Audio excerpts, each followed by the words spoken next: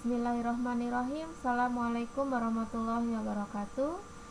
Selamat sore rekan-rekan mahasiswa semuanya. Semoga selalu dalam keadaan sehat ya. Jadi pada video penjelasan kali ini saya akan menjelaskan tentang praktikum bioteknologi yang insya Allah akan kita mulai di minggu ini. Meskipun tidak seperti pada umumnya ya, yang mana praktikum itu dilakukan di kampus kemudian secara berkelompok, tapi pada kesempatan kali ini dengan kondisi yang masih seperti ini, terpaksa sekali praktikum dilaksanakan di rumah masing-masing dan sifatnya adalah individu.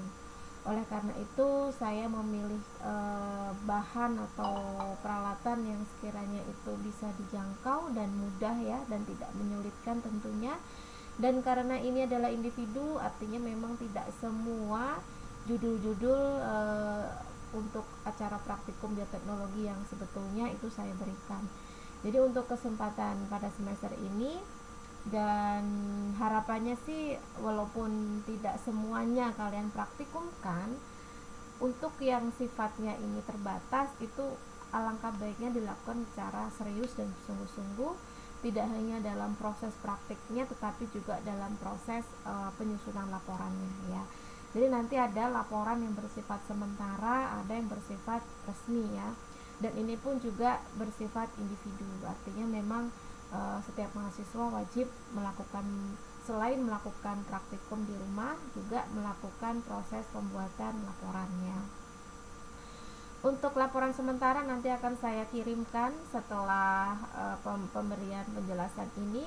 Jadi untuk laporan sementara itu sifatnya hanya berisikan kegiatan-kegiatan kalian ya dalam menjalankan praktikum beserta dengan foto-foto yang membuktikan kalau kalian memang melakukan itu di rumah ya, dan itu juga memberikan kemudahan bagi kalian untuk mengingat bahwasanya nantinya ketika menuliskan laporan secara resmi itu akan mudah karena sudah ada catatan-catatan yang mengingatkan tanggal berapa, jam berapa, mungkin apa saja yang dilakukan beserta fotonya ya. Jadi untuk kebijakan saya terkait praktikum bioteknologi ini hanya akan saya berikan satu saja ya, meskipun satu tapi mohon kerjasamanya dan semoga kalian bisa melakukannya dengan maksimal ya, dengan harapan kalian lebih bisa memahaminya itu dan bisa lebih berkreativitas ya. Jadi untuk judulnya untuk praktikum bioteknologi kali ini adalah pembuatan yogurt ya. Saya rasa semuanya sudah tidak asing lagi ya dengan istilah yogurt dan sudah pernah mengkonsumsi semuanya, meskipun tidak semuanya mungkin suka ya, karena memang rasanya yang asam dan memang aromanya tidak semua juga orang itu suka seperti itu. Jadi untuk tujuannya dari praktikum ini adalah mahasiswa mengetahui cara pembuatan yogurt ya sebagai olahan fermentasi susu. Jadi seperti apa yang sudah saya jelaskan di materi-materi sebelumnya, bahwasanya fermentasi ini menjadi dasar ya, dasar dalam penerapan bioteknologi dari berbagai bidang apapun. Karena di dalamnya ini terjadi proses yang melibatkan mikroorganisme ya. Kemudian yang kedua, mahasiswa mengetahui bakteri yang terlibat dalam pembuatan yogurt. Jadi nanti kalian silahkan studi referensi ya, bakteri-bakteri apa yang memang dilibatkan dalam proses pembuatan yogurt. Tentunya kalian harus juga mencari manfaatnya. Jadi kenapa bakteri tersebut dilibatkan dalam proses pembuatan yogurt, dan tentunya itu nanti sangat berpengaruh dengan hasilnya baik secara kualitas ya, kemudian kuantitas. Oke, untuk dasar teori nanti secara menyeluruhnya bisa kalian baca sendiri ya, dari banyak referensi yang ada di internet itu sudah tersedia. Dan kalau untuk sebagai pengantar, seperti apa yang sudah saya sebutkan di atas ya, bahwasanya yogurt itu adalah salah satu produk dari fermentasi yang diambil dari susu ya, bisa dikatakan ini adalah produk minuman hasil pengolahan susu yang memanfaatkan mikroba. Jadi yang menjadi ciri khas ya dalam proses fermentasi itu adalah melibatkan atau dilibatkannya mikroba, yang itu nanti dalam proses fermentasi itu akan melakukan aktivitas di mana hasil dari metabolit sekundernya itu yang akan kita ambil ya. Dan dalam hal pembuatan yogurt ya, jadi mikroba ini terlibat dalam proses fermentasi di mana bahannya adalah susu segar ya, untuk menjadi produk yang dalam bentuk emulsi semi solid, jadi dia agak lebih kental ya dan rasanya lebih asam. Yang tentunya rasa asam itu juga disebabkan karena aktivitas dari mikroba yang digunakan ya, kita kenal dengan bakteri asam laktat ya atau BAL, yang itu menjadi starter ya. Starter itu artinya menjadi pemicu atau pemulai ya terjadinya aktivitas selanjutnya, karena diiringi dengan pertumbuhan bakteri tersebut di media yang sudah kita sediakan, yaitu media susu segar, di mana si bakteri ini akan melakukan proses pertumbuhan lebih lanjut yang nantinya akan menghasilkan metabolit sekunder ya. Kemudian ada beberapa bakteri yang terlibat di dalamnya ya, seperti Streptococcus thermophilus dan Lactobacillus bulgaricus ya. Jadi ini ditambahkan di dalam media yang harapannya dia dapat berkembang atau tumbuh dengan baik di media tersebut sehingga dapat melakukan aktivitas fermentasi ya. Fermentasi secara spesifik itu dia melakukan perubahan dari bahan laktosa ya, dari gula susu menjadi asam laktat ya. Jadi itulah kenapa hasil dari produk yogurt ini hasil akhirnya itu berasa asam. Itu menandakan kalau proses fermentasinya berhasil ya. Yang di dalamnya ketika dilihat secara spesifik ya, bahwasanya bakteri asam laktat ini menggunakan laktosa yang tersedia dari susu untuk mendapatkan karbon dan energi dan memecah laktosa menjadi gula sederhana, yaitu glukosa dan galaktosa, yang tentunya di sini melibatkan enzim yang disebut enzim beta galaktosidase ya. Jadi itulah yang dilakukan oleh bakteri asam laktat ketika dicampurkan dengan media susu ya, dengan harapan terjadi proses fermentasi di sana, sehingga ketika nantinya diperoleh hasil ya, itu hasilnya akan sesuai dengan apa yang menjadi harapan kita ya, bahwasanya kemampuan dari bakteri asam laktat itu untuk menghasilkan asam laktat yang itu memberikan rasa yang bersifat asam, dan kemudian tekstur susu itu akan lebih kental seperti itu ya. Kemudian yang menjadi dasar juga ya dalam pembuatan yogurt ini ada 5 tahap yang perlu diperhatikan, karena keberhasilannya itu sangat dipengaruhi oleh 5 tahap ini. Jadi yang pertama adalah pemanasan, kemudian pendinginan ya, kemudian inokulasi, pemeraman atau kita kenal dengan istilah inkubasi, dan refrigerasi. Refrigerasi itu ketika sudah jadi bahannya, sudah jadi hasilnya, kemudian kita masukkan ke dalam kulkas ya. Yang pertama pemanasan. Jadi pemanasan ini bertujuan untuk mematikan semua mikroorganisme ya pada susu, yang itu nanti ketika tidak dilakukan pemanasan dikhawatirkan itu akan mengganggu pertumbuhan dari bakteri asam laktat sebagai starternya. Jadi bisa dikatakan ini adalah sterilisasi ya. Tapi yang perlu diperhatikan di sini, sterilisasinya tidak boleh terlalu tinggi suhunya, apalagi sampai mendidih, karena itu akan merusak tekstur atau merusak struktur protein dari susu itu juga, dan akhirnya akan membuat teksturnya itu menjadi pecah ya, dan bahkan menggumpal. Nah ini tentunya akan bersifat buruk ya kalau misal itu akan dibuat yogurt ya, tentunya akan berpengaruh pada kualitasnya. Kemudian setelah dilakukan pemanasan, kita lakukan pendinginan dan inokulasi ya. Jadi maksudnya pendinginan di sini jangan memberikan starter atau bakteri yang memang dibutuhkan dalam proses fermentasi asam laktat itu dalam kondisi yang suhu tinggi. Tentunya ini akan membuat si bakteri itu justru akan mati. Tapi biarkan sejenak ya, atau di suhu yang sekiranya kita bisa menyentuhnya dengan nyaman, misalkan pada suhu 38 derajat Celcius ya. Nah setelah kondisi ini bisa dicapai, maka selanjutnya akan dilakukan inokulasi, yaitu ditambahkan bakteri starter ya. Dan bakteri starter ini tentunya tidak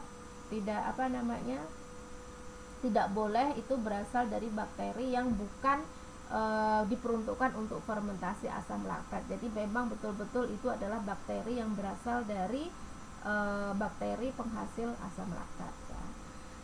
Setelah dilakukan inokulasi, kemudian dilakukan pemeraman atau inkubasi. Jadi dibiarkan di sini bukan berarti dibiarkan terbuka begitu ya, tidak, tapi dibiarkan dalam kondisi yang tertutup ya, atau kita kenal dengan istilah pemeraman ya. Jadi dibiarkan tertutup, bahkan dilapisi oleh bahan-bahan yang sekiranya agar tidak terpengaruh oleh suhu luar ketika itu dingin ya.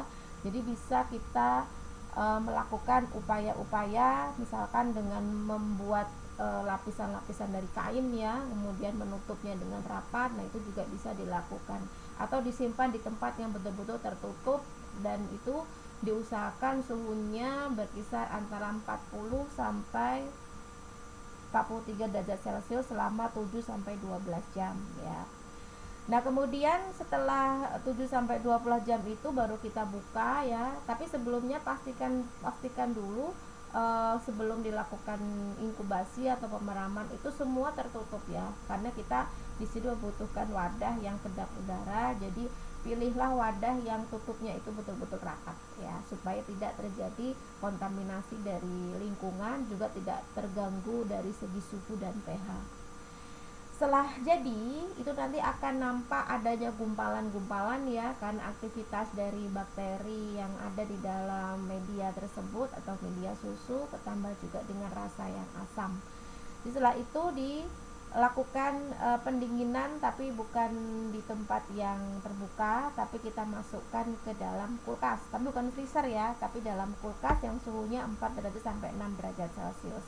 Yang tujuannya apa?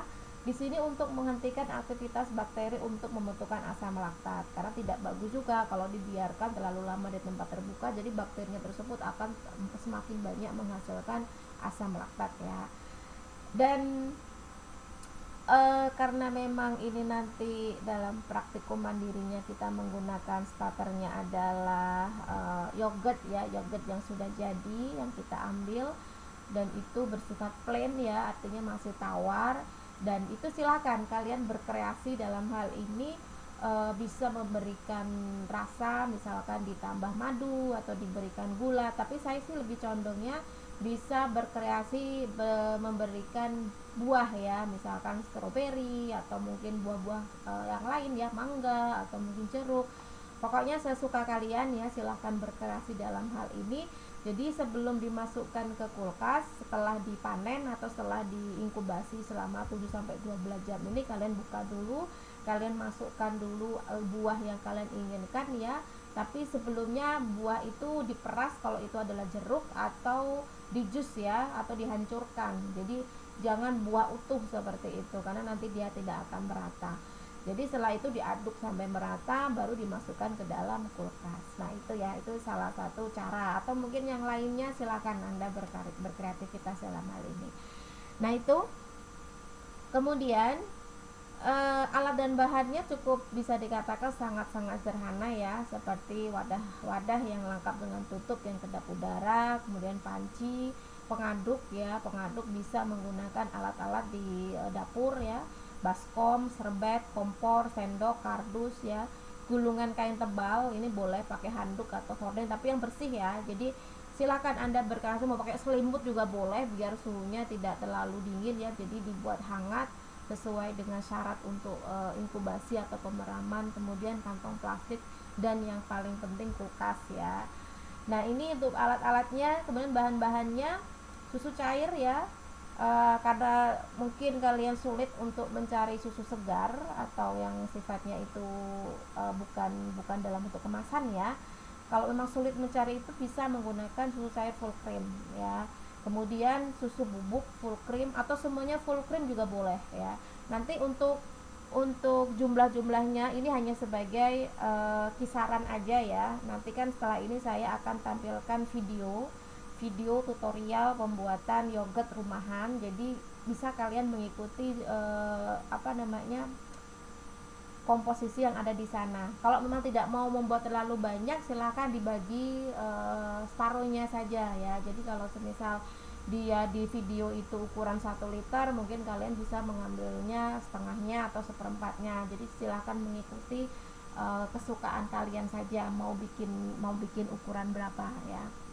Kemudian di sini menggunakan starternya adalah plain yogurt ya. Jadi silakan Anda cari di minimarket atau di toko-toko yang menyediakan ini. Jadi cari yogurt yang nggak ada rasanya. Jadi yogurt plain ya. Silakan Anda cari itu.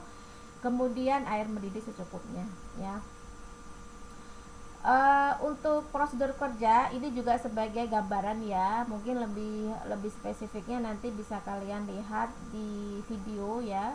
Ini silahkan memadu-madankan antara prosedur kerja yang di sini dengan ya di video. Tapi memang tidak jauh beda kok ya, hanya susunan redaksinya atau memang ada beberapa yang di skip ya, tapi pada intinya adalah sama. Yang pertama, plain yogurt yang digunakan itu jangan langsung dari kulkas ya, jadi cukup didiamkan dulu selama minimal 1 jam ya, baru nanti dimasukkan ke dalam media susu. Nah itu ya, jadi jangan yang bersifat dingin, karena sifat ketika dingin itu kan bakterinya masih kondisi belum terlalu aktif ya. Jadi ketika kamu langsung masukkan ke dalam susu yang hangat, tapi mungkin dia kaget atau mungkin malah mati ya, karena penyesuaian adaptasi lingkungannya terlalu drastis seperti itu. Kemudian sterilisasi alat ya, jadi wadahnya betul-betul steril. Kalian cuci dulu, bila perlu diberikan air panas dulu sampai 2-3 menit ya, biar jangan sampai ada debu-debu atau apa yang masuk ke dalam situ. Kemudian siapkan panci kecil, masukkan susu cair dan susu bubuk. Kalau memang nggak pakai susu bubuk, susu full cream juga boleh ya. Masuk ke dalam panci, kemudian diaduk hingga rata, kemudian dimasak ya. Tapi ingat, sesuai dengan penjelasan sebelumnya bahwasanya jangan sampai mendidih ya.